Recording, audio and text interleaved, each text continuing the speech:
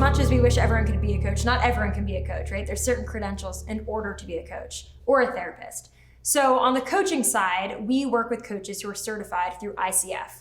And that's the gold standard in the coaching world. It requires a minimum number of hours. It's a very intense training.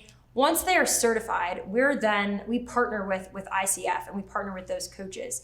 We have a very rigorous vetting and onboarding process that's overseen by Dr. Myra Altman, who heads up our clinical care. And she's built out a program. She's actually a clinical psychologist by background. And the reason she joined Modern Health was because she realized most of the people she was seeing as a clinical psychologist actually didn't have a clinical need. So they were coming to her for things like, I need help managing stress, work relationships, interpersonal relationships, communication, right? And she realized, wow, this can actually all be solved through coaches who are specifically trained in this.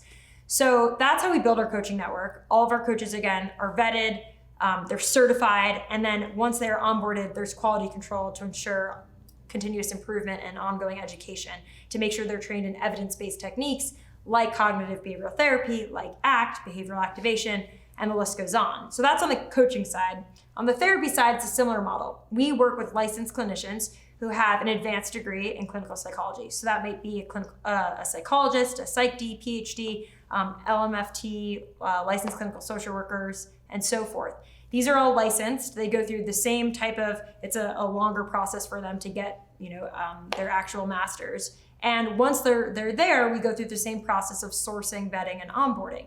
Now, we work with providers who practice evidence-based techniques. So similar to the evidence-based techniques that we train our coaches in are the evidence-based techniques that our therapists are already practicing.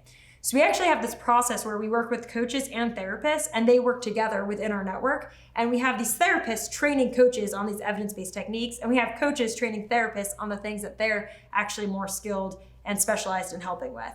And so it creates this really effective triaging process where someone can get triage to a coach, and maybe that coach is working with them and realizing, okay, based on what the individual filled out in their assessment and what they want to work on, it didn't flag that they're at high risk, but based on what I'm hearing from them, they are at high risk. And that's something that I've been trained on from a psychotherapist. They'll actually triage them to a therapist.